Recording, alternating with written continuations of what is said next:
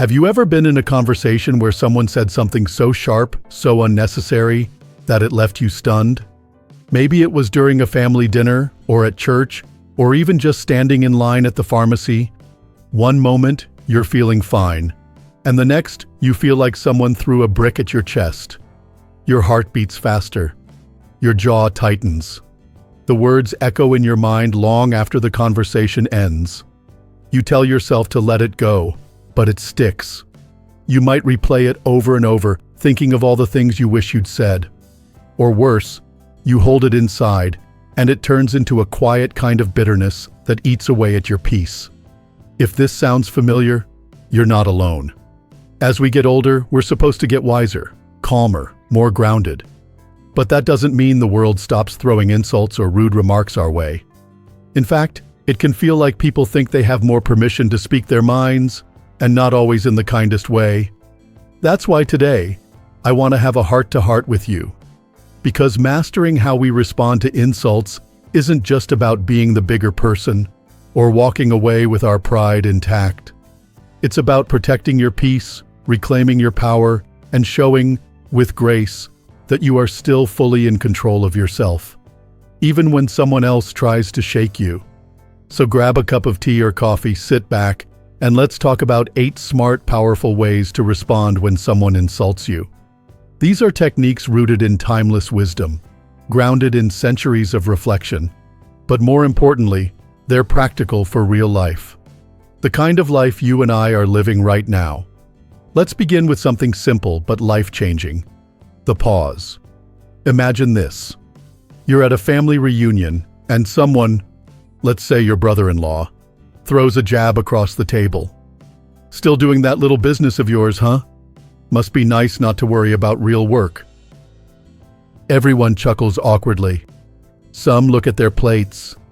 Some look at you, waiting for your reaction. You feel that familiar heat in your chest.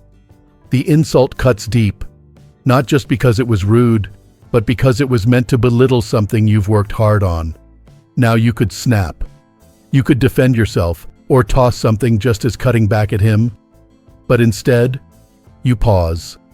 You take a slow breath. You look at him and smile gently and say, "Thanks for sharing your opinion. I'll think about that." Then you pick up your water and take a sip like it's the most normal thing in the world. That one moment of calm, that's strength. See, when you pause before reacting, you're not being passive. You're being powerful. You're choosing not to be dragged into someone else's storm. You're staying rooted in your peace, and that's something no one can take from you. Linda, a retired school principal from Kansas, once shared a story that stuck with me. At a Thanksgiving dinner, her nephew mocked her for spending all her time gardening like an old lady. Linda said she felt a sharp twinge of anger rise up, ready to spill. But instead of lashing out, she smiled and replied, "That garden has taught me more patience and joy than half the things I did in my 20s. Try it sometime." She told me afterward that the room went quiet, not from tension, but from respect. Her nephew blinked, then changed the subject. And Linda? She finished her dinner with a calm heart. That's the power of the pause. It gives you a chance to choose who you want to be in that moment, not who someone else is trying to make you. Now let's build on that. Because once you've paused, you have another tool at your disposal, and this one is just as important: reframing the insult. This isn't always easy, especially when the words feel personal. But the truth is, insults usually say more about the person delivering them than they do about you. Take Susan, for example. She's 67 and lives in Arizona. Susan spends her weekends creating beautiful hand-sewn quilts, something that brings her peace and purpose. At a family barbecue, her cousin glanced at one of her quilts and muttered, "You sure have a lot of time on your hands, don't you?" That comment stung. It was dismissive, almost jealous in a way. But Susan didn't let it ruin her evening. She smiled and said, "Yes, I do. And I choose to spend it doing something that brings me joy and helps others feel warm and loved." Then she handed the quilt to her cousin's granddaughter, who wrapped it around herself and smiled. Later, Susan told me something simple but profound. I realized that comment wasn't about me. It was about her feeling like she never made time for what she loves. Reframing means you look at the insult, take a step back, and ask yourself, what's behind these words? Sometimes it's insecurity. Sometimes it's jealousy. Sometimes it's just someone having a bad day and taking it out on you. But once you realize it's not personal, it loses its sting. You might say something like, I appreciate your honesty, or thanks for sharing that.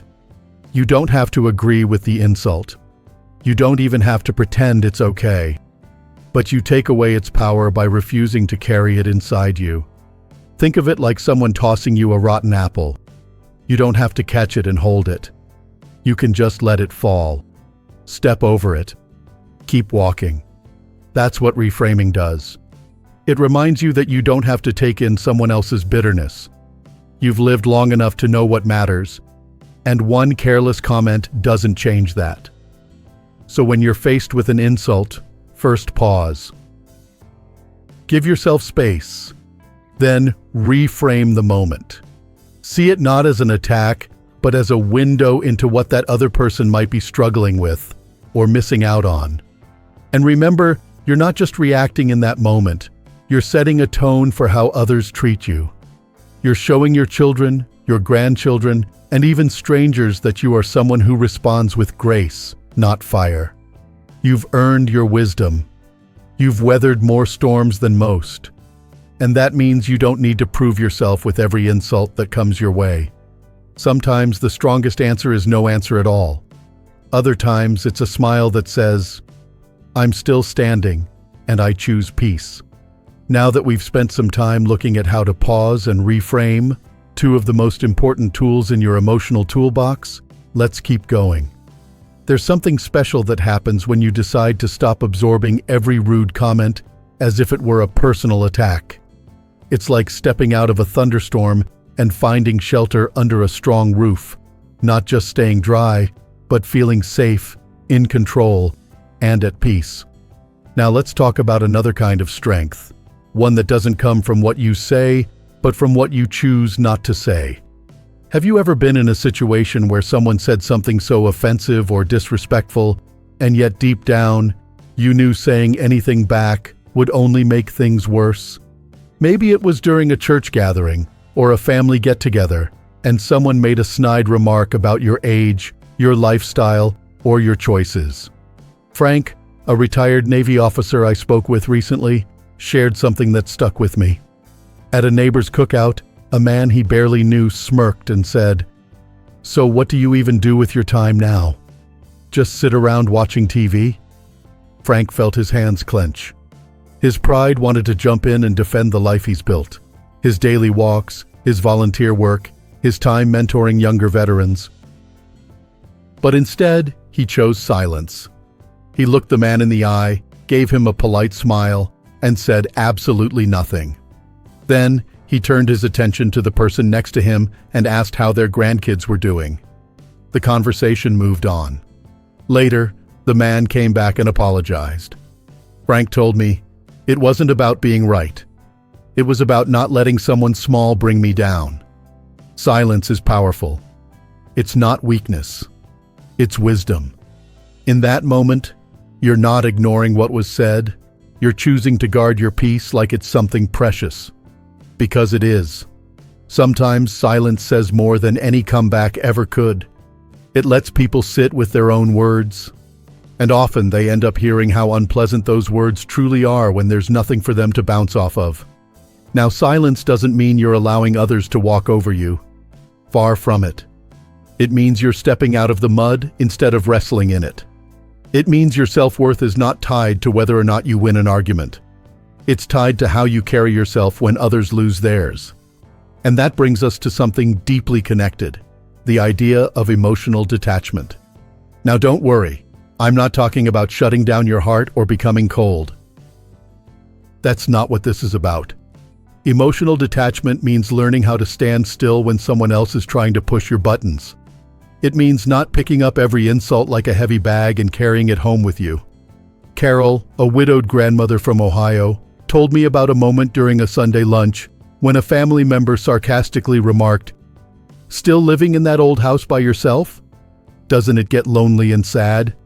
Now, that wasn't just a rude question, it was hurtful.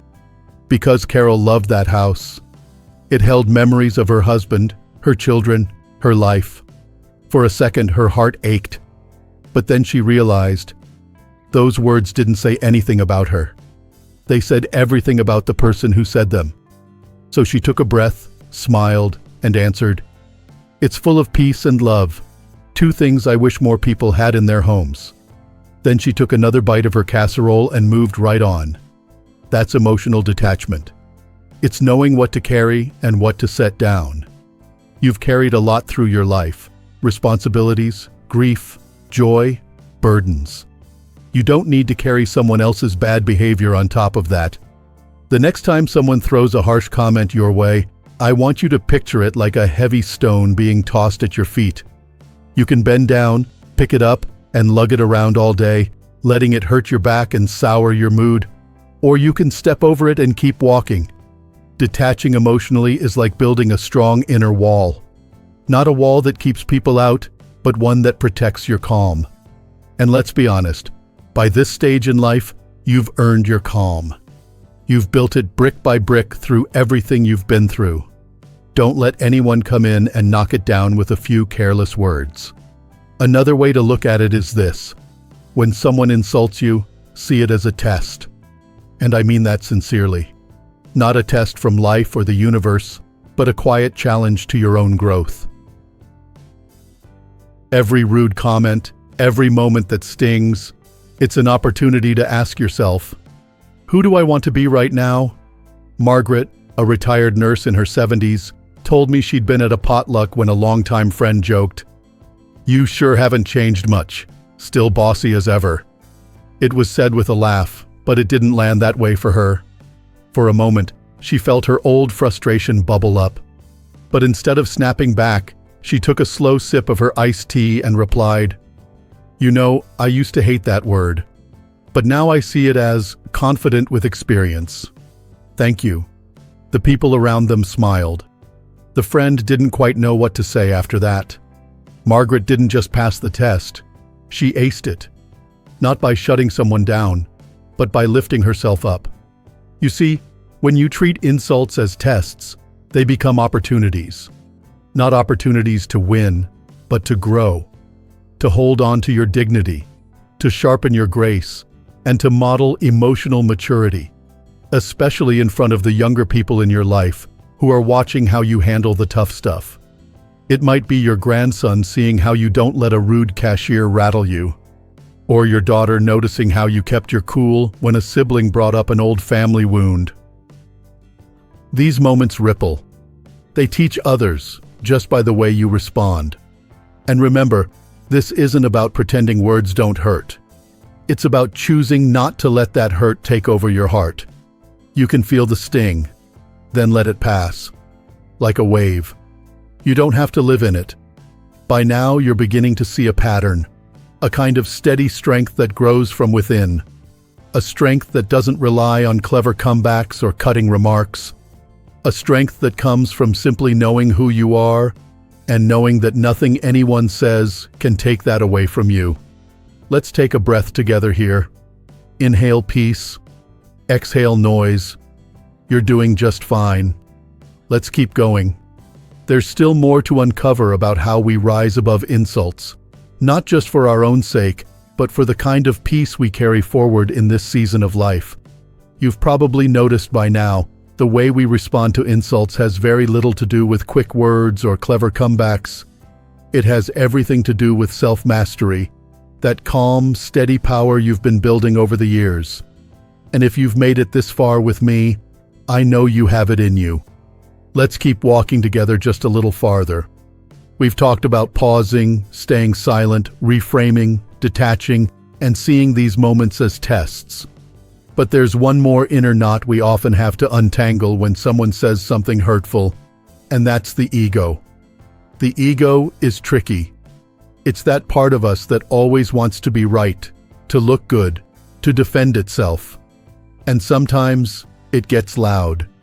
It whispers things like, period. You can't let them get away with that. Or, if you don't respond, they'll think they've won. But what if I told you, letting go of the ego might be the most freeing response of all? John, a retired firefighter in his late 60s, shared this story. He'd been part of a local community group for years, always volunteering, always stepping in when help was needed. At one meeting, someone new, someone who didn't know him, brushed past his input and said, "Well, not everyone's advice is useful. Some folks just like to hear themselves talk." That stung, especially coming from someone who didn't know all John had done. His pride wanted to jump in and say, "You have no idea what I've given to this place." But instead, John did something most people wouldn't think to do. He smiled gently, nodded, and said, "Maybe so," then stayed quiet. Later that night, he told me, "I realized my ego was the only thing that wanted to fight, but my peace didn't need to." There's something powerful about no longer needing to prove yourself. That's the beauty of aging. You've earned the right to release what no longer serves you. And your ego, while it once helped you survive in a world that demanded you stand tall, can sometimes be the very thing that stirs up unnecessary pain now. When you let go of your ego, you begin to live from a deeper place. You start choosing freedom over validation, peace over pride, wisdom over reaction. And that leads us to a response you might not expect, but one that might just be the most courageous of all, responding with kindness. Now I know what you might be thinking. Kindness? Toward someone who insulted me? But hear me out. Kindness doesn't mean letting people walk all over you. It doesn't mean you're pretending the insult didn't happen. It means you've reached a level of self-control where your values speak louder than your pride. I remember hearing from Susan again. You may recall, she's the one who quilts. She told me about a moment at the grocery store. The checkout line was long. Everyone was tired. She was paying in cash, carefully counting bills, when the man behind her muttered just loud enough, "Come on, lady, some of us have places to be." She felt her heart rate pick up. She could have snapped back. She could have reminded him about patience or told him off. But instead, she turned slightly, met his eyes, and said, "I understand it's frustrating. I'll do my best to be quick." Then she smiled gently and finished her transaction. The man didn't say another word. But as she was walking out, he looked over and said quietly, "Sorry for being rude. Long day." That's the ripple of kindness. It doesn't always fix things, but it softens the edges. It tells the world, I won't be dragged down into bitterness. I'll rise into something better. You don't always have to give kindness verbally. Sometimes it's in a soft smile, a gentle nod, a willingness to walk away without carrying anger in your chest. Responding with kindness shows others that your peace is built on something deeper than reactions. It says, I've lived long enough to know that not everything deserves my energy. But I still believe people can be better, and I choose to be that better person, even when it's hard. So now we've talked through 8 powerful ways to respond when someone insults you, not by fighting back, but by standing tall in your own strength. And if you're still with me, I hope you're feeling something stir inside, a quiet reminder that you've always had this strength, maybe more than you even realized. Let's take a moment and breathe in that truth. You don't have to attend every argument you're invited to. You don't have to prove yourself to anyone who's made up their mind. You don't have to hold every unkind word close to your heart. You get to choose. You get to pause and say nothing. You get to smile with understanding. You get to walk away, not out of weakness, but because your peace matters more than your pride. There's a quote I've always loved. You have power over your mind, not outside events. Realize this, and you will find strength. Isn't that the kind of power we all want? Not over others, not to win every conversation, but to stay steady in ourselves, even when the world gets loud. So the next time someone tries to poke at you, to provoke you, or to bring you down, take a breath. Let the words pass through you like wind through an open window. And ask yourself, do I want to carry this, or let it go? That's real freedom. That's dignity. That's the kind of strength you don't lose with age. In fact, it only gets stronger. And before we close, I want to say something from my heart to yours. If you've ever carried the weight of an old insult, maybe from years ago, maybe from someone you loved, I hope this helps you set it down. You don't have to keep carrying it. You get to start fresh today. If anything in this video spoke to you, I'd love to hear your thoughts. Maybe share a time when you chose peace instead of pride. Or simply leave a comment that says, I can do it. Because I believe you can. And if you haven't yet, go ahead and hit that subscribe button. Join us here at Strong Elderly Life, where every video is made with care, heart, and a deep respect for the journey you're on. Thank you for being here. Thank you for choosing peace. And thank you for showing that growing older doesn't mean growing weaker. It means stepping into the quiet, grounded strength that life has taught you all along. Here's to living your best life at any age. I'll see you in the next video.